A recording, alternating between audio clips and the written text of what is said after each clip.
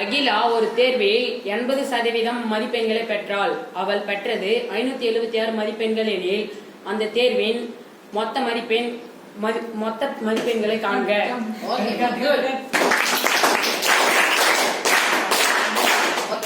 ஒரு எக்ஸாம் வைக்கிறாங்க. அந்த எக்ஸாம்ல ஒரு பாப்பா 80% மார்க் எடுக்குது. 80% சொன்னா 100க்கு 80 மார்க் எடுக்குது. அப்ப மொத்தமா அந்த பாப்பா எவ்வளவு மார்க் வாங்கியிருக்குன்னா 576 மார்க் வாங்கியிருக்கு. ஆனா மொத்தம் எவ்வளவு பரிசு எழுதுறாங்கன்னு தெரியாதுல்ல, எவ்வளவு மார்க் பரிசு எழுதுறாங்கன்னு தெரியாதுல்ல.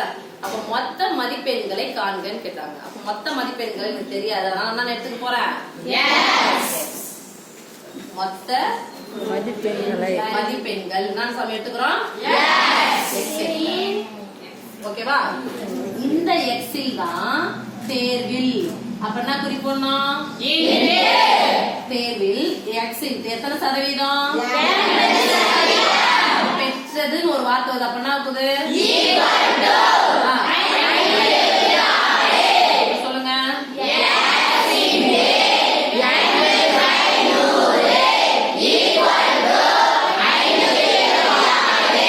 ஒரு ஜீரோக்கு ஒரு ஜீரோ.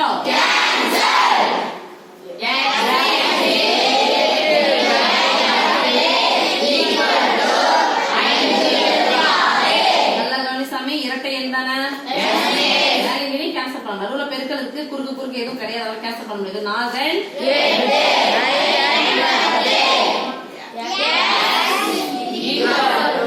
அப்படியே வச்சுக்கலாம்.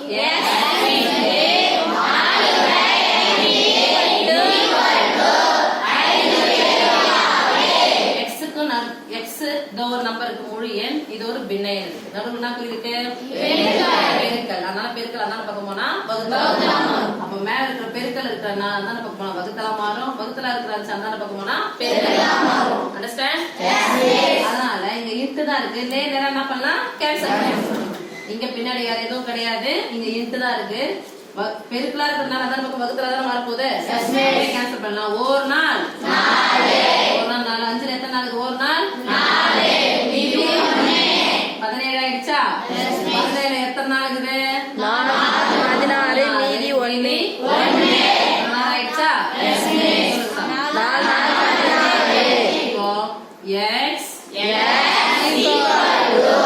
எக்ஸ் போட்ட சாமி வகுத்தலா இருக்கிற 5 அந்தான பக்கம் போனா